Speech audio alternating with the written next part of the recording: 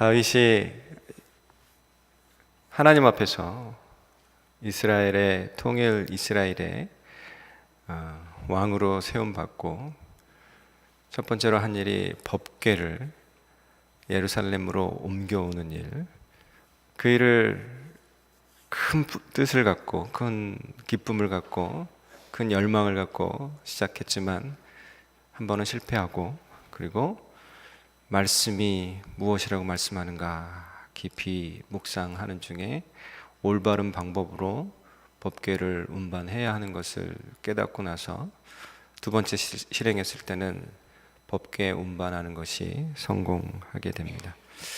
다윗이 법궤를 운반하는 일을 실패하고 또 성공하는 과정 속에서 그 일들을 기록하고 있는 본문을 이렇게 가만히 살펴보면 13장부터 15장, 16장에 이르기까지 다윗은 참 예배자가 되었다라고 하는 것을 발견할 수가 있습니다.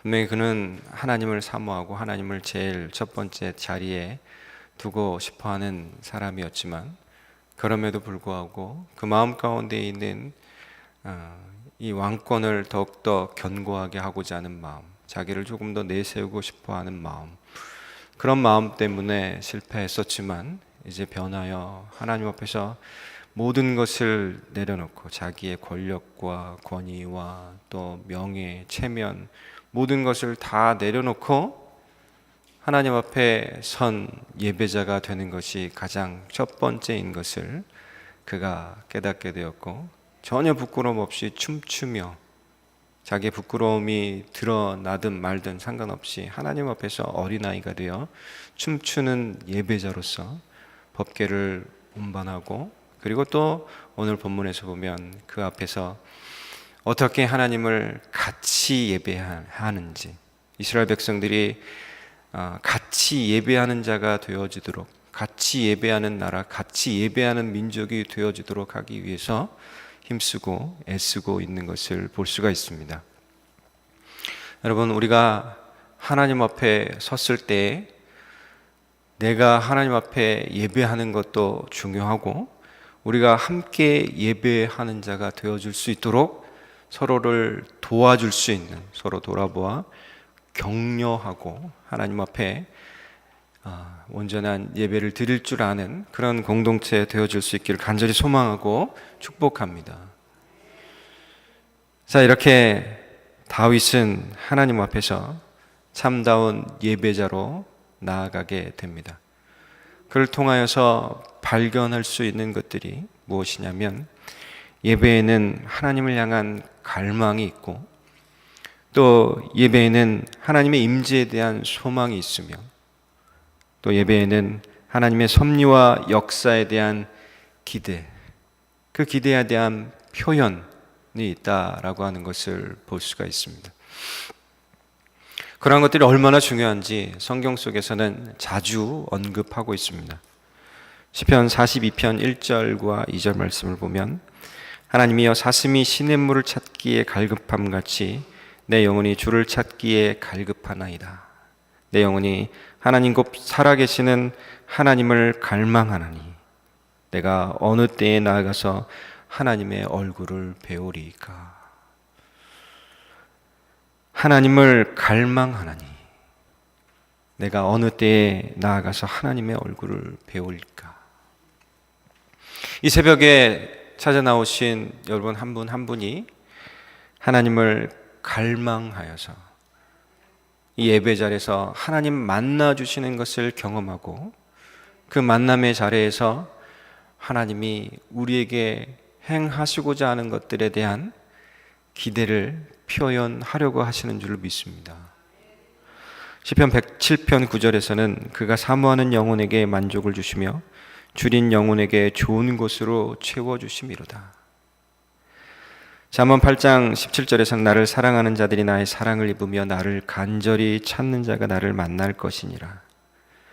예레미야 29장 12절 13절에서는 너희가 내게 부르짖으며 내게 와서 기도하면 내가 너희들의 기도를 들을 것이요 너희가 온 마음으로 나를 구하면 나를 찾을 것이요 나를 만나리라. 성경 속에서 우리들에게 계속해서 말씀하시는 것은 예배자가 되어라. 예배하는 자로서 하나님에 대한 갈망과 그리고 하나님의 임재에 대한 소망과 하나님의 섭리와 역사에 대한 기대함, 하나님이 어떻게 잘 해주실 것인지에 대한 기대감으로 나올 것을 말씀하고 있고, 그것에 대한 약속을, 그 기대감들을 채워주실 것에 대한 약속을 하고 있는 것을 볼 수가 있습니다. 우리는 하나님 앞에 설 때 이렇게 약속의 말씀들을 기억하면서 확신을 갖고 담대히 주님 앞에서 서야 할 줄로 믿습니다. 오늘 본문의 말씀은 첫 번째 하나님께서는 경건한 사람들을 세워서 하나님을 예배하는 일로 세워주신다, 감당하게 하신다라고 하는 겁니다. 그것에 대해서 표현하기를 23절에서는 온 땅이 여호와께 노래하며 그의 구원을 날마다 선포할지어다. 예배의 범위를 확장시켜서 그의 구원을 날마다 선포할지어다 라고 그렇게 말씀하시면서 선포하는 일들이 사람을 통하여서 되어져야 한다라고 하는 것에 대해서 얘기하고 계십니다. 분명히 하나님께서 우리 앞에서 잘 해주셨던 일들과 그리고 앞으로 잘 해주실 일들에 대한 그 확신이 우리들 속에 있지만, 그러나 그것을 선포하는 일들은 우리 사람들을 통하여서 하시겠다라고 하는 것을 우리는 잘 알고 있습니다. 그렇다면 이러한 일들을 위해서 하나님께서 어떠한 사람들을 세웠는가? 조금 더 다르게 표현하면 여기서 얘기하고 있는 경건한 사람들은 누구인가? 라고 하는 것에 대해서 같이 한번 살펴보도록 하겠습니다. 첫 번째는 37절 말씀에 나옵니다. 37절 말씀 같이 읽겠습니다. 시작. 다윗이 아삽과 그의 형제를 여호와의 궤 앞에 항상 그 궤 앞에서 섬기게 하되 날마다 그 일대로 하게 하였고. 아멘. 아삽과 그 형제들을 하나님의 언약궤 앞에 세우셨다라고 기록하고 있습니다. 첫 번째는 아삽과 그 형제들을 세웠습니다. 아삽과 그 형제들이 경건한 사람인 것에 대해서 하나님께서 인정하고 계신다라고 하는 겁니다. 이 아삽이라고 하는 사람은 뒤에 나오는 이 여두둔과 헤만과 같이 찬송하는 사람입니다. 첫 번째, 두 번째 법궤를 운반할 때 다윗은 찬송하는 사람들을 세웁니다. 예배하는 사람들을 세웁니다. 그때 이 음악을 맡은 자의 우두머리로 대장으로 이 아삽을 지명해서 세워 그 행렬을 인도해 가고 있는 것을 볼 수가 있습니다. 하나님 앞에서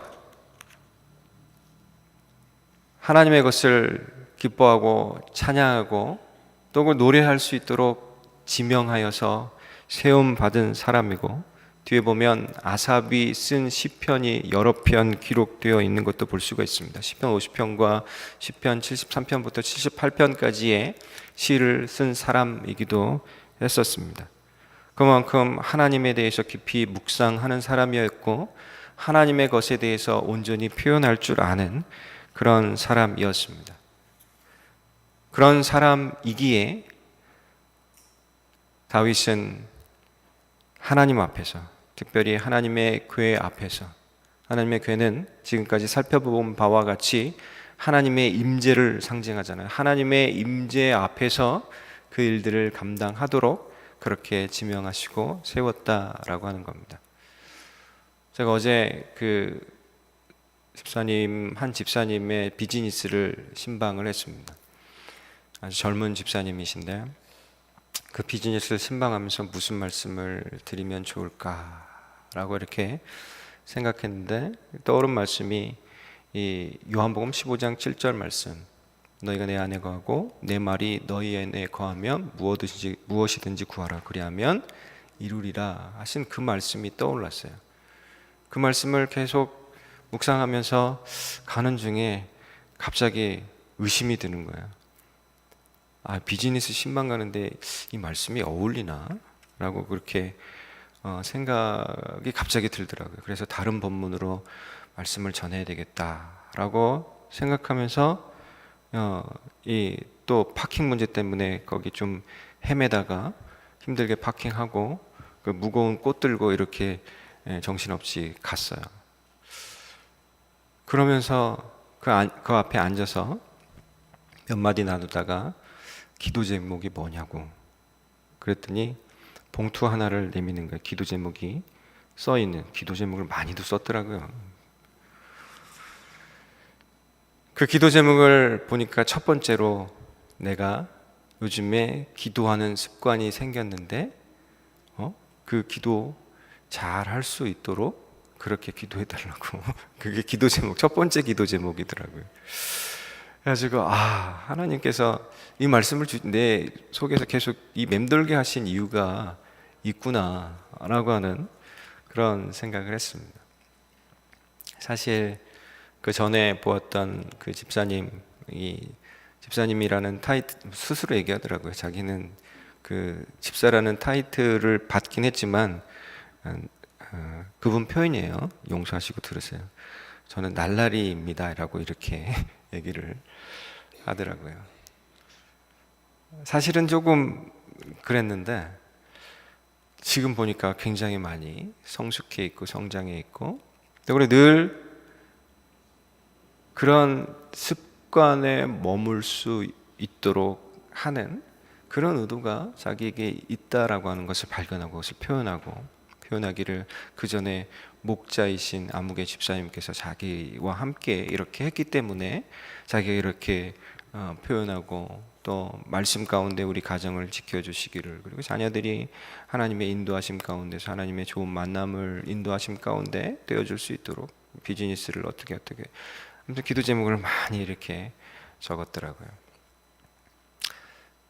그렇습니다. 우리가 하나님 앞에서 경건한 사람이 되어서 하나님을 예배하는 일로 불륜을 받고 그 예배하는 일들을 위하여서 섬길 수 있는 직분을 받을 수 있는 것은 우리 안에 주신 그 경건함인데요.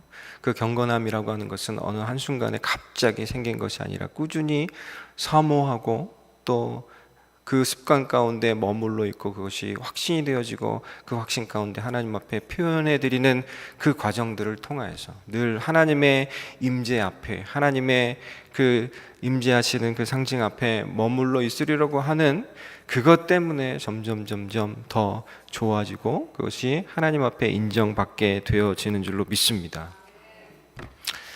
두 번째는 어떤 사람을 세워서 하나님께서 일하시는가? 그것은 38절 말씀에 나옵니다. 38절 같이 읽습니다. 시작. 오베데돔과 그의 형제 68명과 여두둔의 아들 오베데돔과 호사를 문지기로 삼았고. 아멘.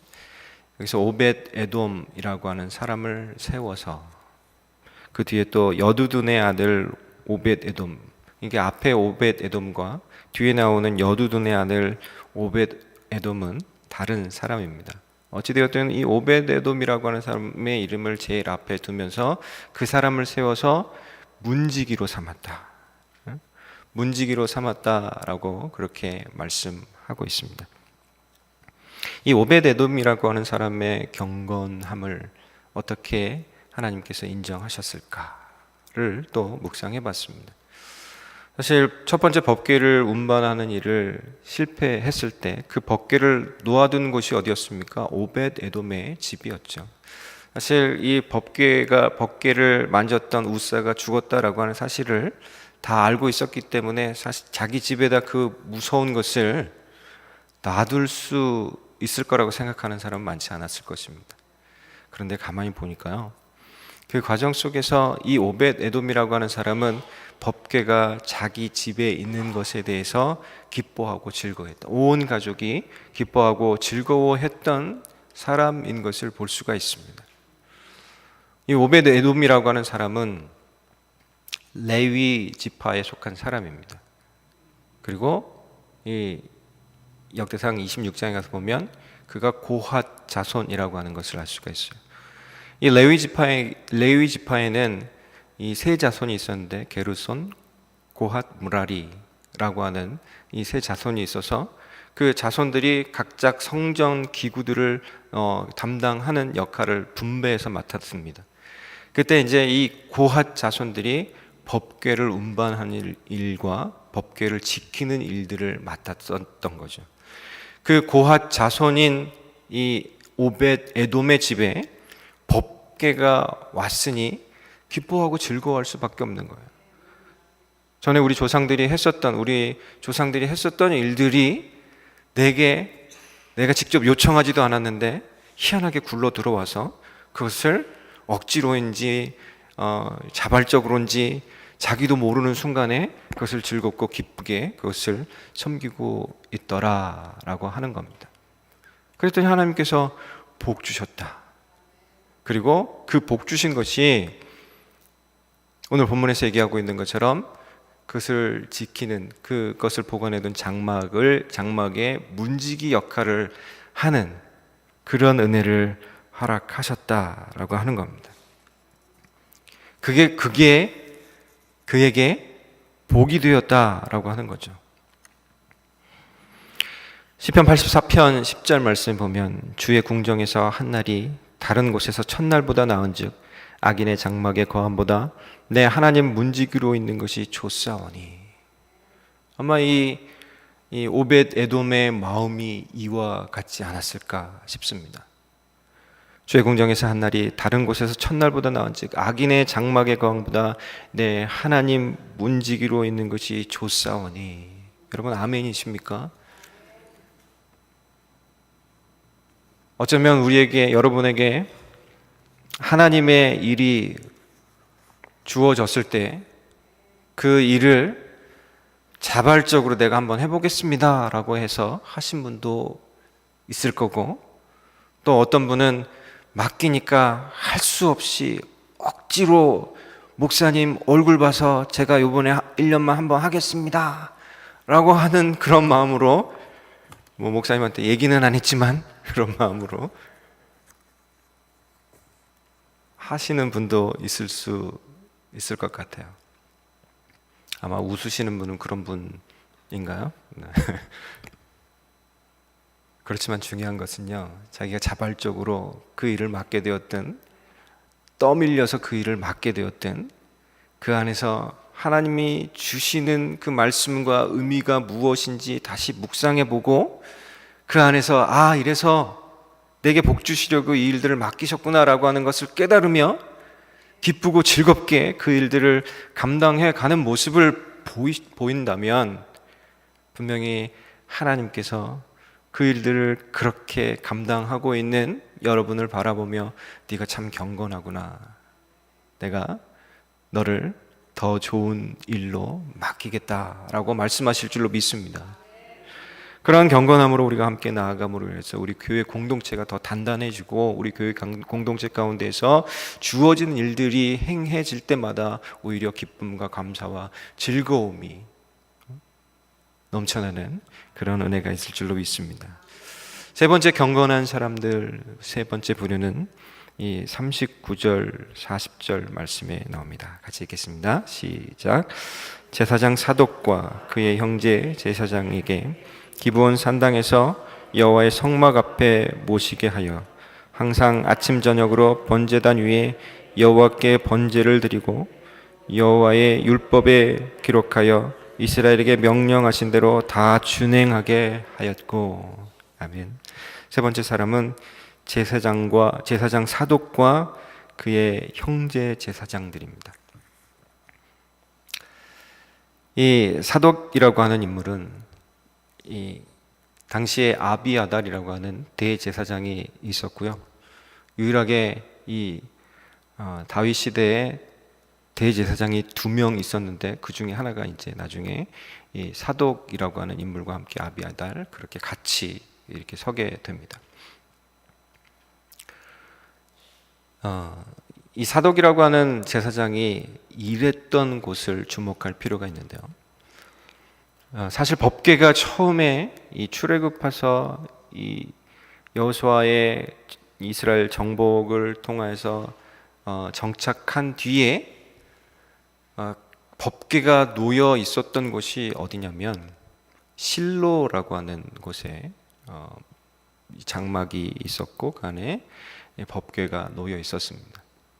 그런데 법궤가 몇 번 옮겨 다녔죠. 엘리 제사장 시대에 법궤를 들고 나가면 전쟁에서 이길 줄 알고 블레셋과의 전쟁에 들고 나갔다가 블레셋을 뺏겼다가 블레셋 사람들이 감당하지 못해가지고 이 돌려 보냈더니 그것이 베스에메스라고 하는 곳, 기랏 여아림이라고 하는 곳에 머물러 있었다가 이게 다윗이 옮겨오다가 실패해가지고 오벳 에돔의 집에 놔뒀다가 또 그리고 이 법궤가 돌아올 때 실로라고 하는 곳에 놓지 않고, 원래 장막이 거기 있었으니까 실로라는 곳에 놓지 않고 그것을 가져다가 어디에 놨습니까? 예루살렘에 처소를 마련해가지고 법궤를 그곳에 모셔두게 되죠.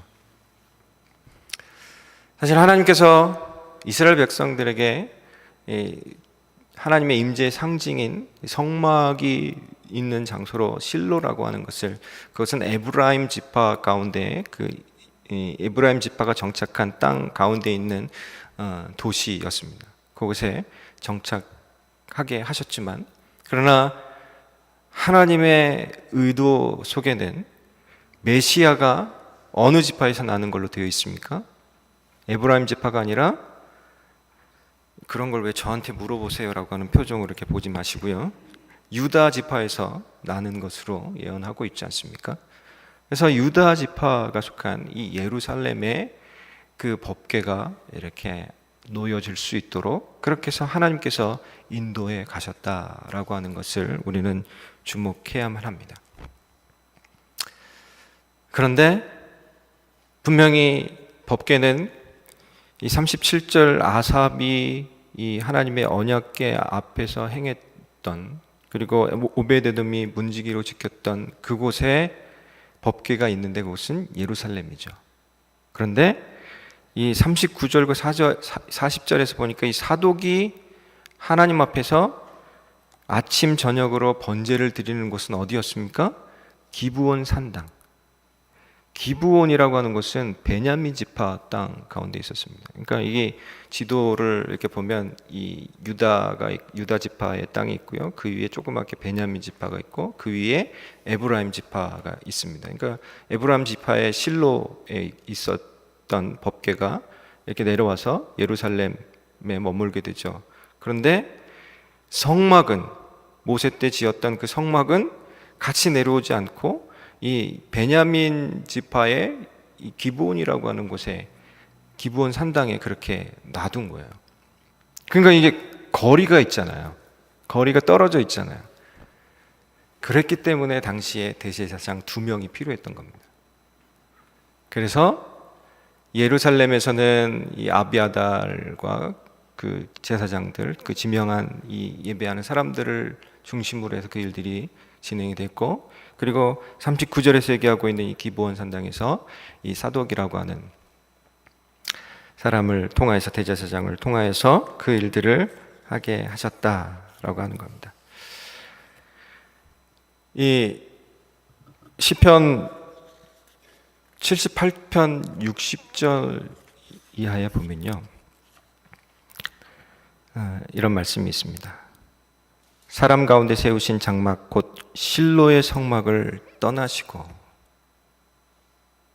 실로의 그 모세 때 만들었던 성막에서 하나님이 떠나시고, 그 이하의 67절부터 보면 또 요셉의 장막을 버리시며 에브라임 지파를 택하지 아니하시고 오직 유다 지파와 그가 사랑하시는 시온산을 택하시며 그의 성소를 산의 높음같이 영원히 두신 땅같이 지으셨도다.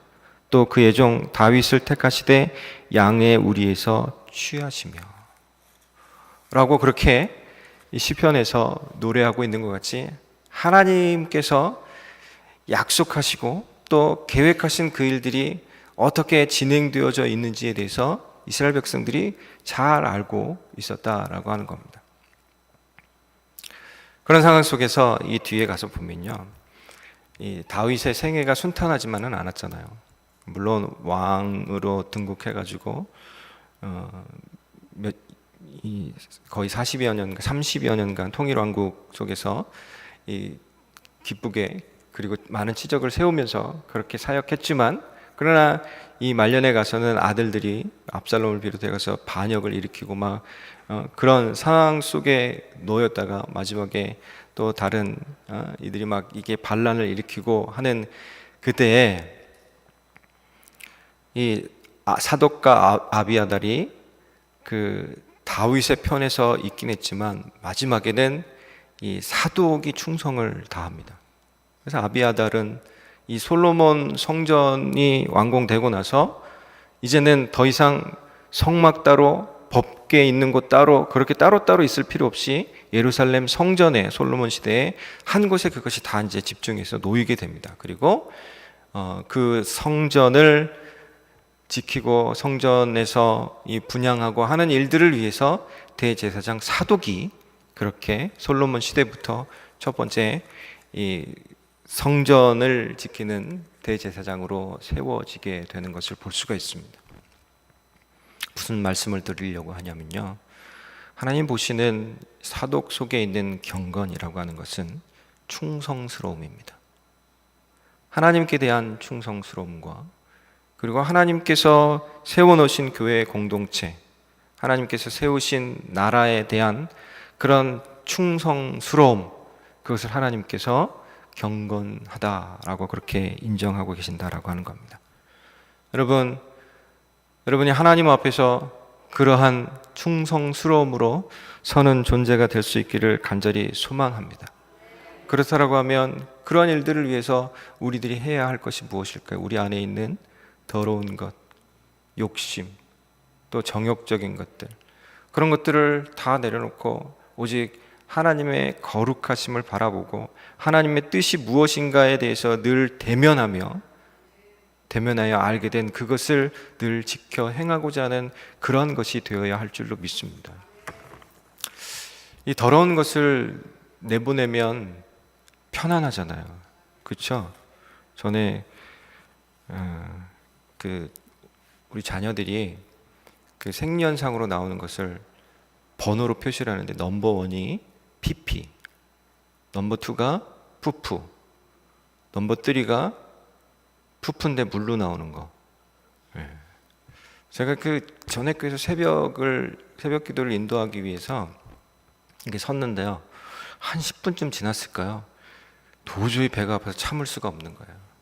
그래가지고 잠깐 찬송 좀 하고 있으라고, 그리고 얼른 가가지고 이 화장실에 앉아 있는데, 그렇게 찬송을 크게 하는 건 처음 들었어요. 찬송 소리가 화장실까지 그냥 우렁차게 울릴 정도로 하더라고요. 그러면서 이제 그 속이 편안해지고 나와가지고 이제 편안하게 그 뜨거운 분위기 속에서 그 예배를 인도한 적이 있는데, 더러운 것을 내려놓는다라고 하는 것은 그와 같은 내려놓음이고 편안함입니다. 갖고 있으면 불편해요. 그것을 가지고 참아보고, 그래서 같이 뭔가를 하나님을 섬기는 일을 같이 해보고자 하지만 결코 불편해서 그 일들을 온전하게 감당할 수 없다라고 하는 겁니다. 자기도 불편하고 하나님을 섬기는 일들도 제대로 되어질 수 없다라고 하는 겁니다. 네, 시간이 벌써 다 됐는데요, 하여튼 빨리 하겠습니다. 죄송합니다. 이 41절 말씀에서 보면 해만과 여두둔이 또 세움받았다. 어떠한 일로 세워졌느냐? 감사하는 사람으로 세워졌다라고 하는 겁니다. 여기서 얘기하고 있는 이 감사라고 하는 것이 야다라고 하는 이 히브리어인데요, 그 의미를 가만히 이렇게 살펴보니까 그냥 쥐고 있는 손이 아니라 펴고 있는 손입니다. 여러분, 펴고 있는 손으로 뭘 해요? 이렇게 하나님을 이렇게 하잖아요. 그래서 그 의미가 경배하다, 예배하다라고 하는 그런 의미까지 이 포함되어 있는 그것이 감사다. 그러니까 하나님께 이렇게 드리는 것이 감사다라고 하는 그런 의미가 담겨 있습니다. 그런데 특이하게요, 이 단어 속에 던지다, 던져버리다라고 하는 의미도 함께 포함되어 있습니다. 이 하나님께 드리는 것에 대해서 던지다라고 표현하고 있는 구절이 또 있는데요, 하나님을 예배하는 그 천상에서 하늘에서 예배하고 있는 모습이 요한계시록 4장과 5장 말씀에 기록되어 있는데, 이 요한계시록 4장 10절 말씀에 보면 24장로들과 그 짐승들이 하나님 앞에 자기가 쓰고 있는 관, 금관, 이것은 자기의 영광을 얘기합니다. 면류관인데 그것을 벗어서 하나님 앞에 이전 성경에서는 던지다라고 그렇게 표현을 하고 있습니다. 왜 던질까? 이렇게 묵상해 봤는데, 물론 직접적인 의미는 아니고요. 우리가 하나님 앞에 영광을 드리는 일들도 미숙하기 때문에 어쩌면 그것이 투박하게 던져지는 것처럼 그렇게 될 수도 있겠다라고 그렇게 생각해 봤습니다. 우리의 어린 자녀가 피곤해 있는 아빠에게 따뜻한 우유 한 잔을 주기 위해서 덜덜덜덜덜 떨리는 손으로 들고 가다가 아빠 있는 곳 가까이 와가지고 갑자기 카페트가 발에 걸려가지고 이게 확 던져져 버리는, 다 쏟아져 버리는, 그렇게 그 정도로 미숙하게 하나님 앞에 드린 일들이 하나님 앞에 표현될 수도 있지만, 그럼에도 불구하고 그 아빠가 그 아이의 모습을 보면서 흐뭇해할 수 있는 것처럼 하나님께서 우리들의 미숙한, 하나님께 영광 들리는, 하나님께 감사를 표현하는 그 일들이 미숙하게 보인다 할지라도 그 마음, 그 중심을 보시면서 드리고자 하는 그 마음을 보면서 하나님께서 기뻐하실 수 있다라고 하는 겁니다.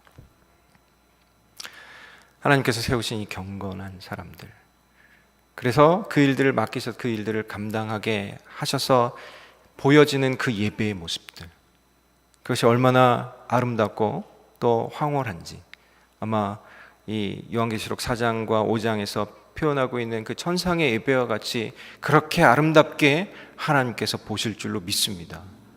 저와 여러분, 우리 새생명 비전교회가 하나님을 예배하기 위해서 세움 받았을 때 그러한 모습으로 섬기고 하나님 앞에 드릴 수 있는 그런 은혜가, 축복이 있기를 간절히 소망합니다. 마지막으로 보면 이 43절에 이에 뭇 백성은 각각 그 집으로 돌아가고 다윗도 자기 집을 위하여 축복하려고 돌아갔더라 라고 그렇게 말합니다. 이러한 일들이, 예배하는 일들이 이 예루살렘과 기브온 산당에서 이루어질 뿐만 아니라 어디에서도 이루어져야 한다고요? 집에서도 이루어져야 한다라고 하는 겁니다. 이 축복권은 하나님께서 주십니다. 그 이 축복권은 하나님과의 관계를 통해서 우리들에게 부여되어집니다. 이 축복권을 가지고 해야 할 일이 무엇이냐면, 엄마가, 아빠가, 할아버지가 집에 들어가서 자녀들을, 손자, 손녀들을 축복하라고 준 겁니다. 축복은 그래서 섬김이고요. 축복은 그래서 사명입니다. 사명감을 가지고 여러분 집에 들어가서 교회에서 하듯이 집에서도 그렇게 예배의 일들을 감당하십시오. 그리고 집에서 그렇게 자기 자식을 아끼듯이 교회에서도 그렇게 하십시오. 아멘. 하나님을 예배하는 일이 교회에서뿐만 아니라 집에서뿐만 아니라 교회에서도, 그리고 우리들이 살아가는 삶의 터전 가운데서 우리에게 주신 그 축복권을 행사하여서 우리의 자녀들을 축복할 뿐만 아니라 또 세상 살아가는, 죽어가는 영혼들에게도 축복하여서 살리고 함께 살아가고 함께 예배하는 일들로 나타나는 그러한 은혜의 축복이 있기를 간절히 소망합니다.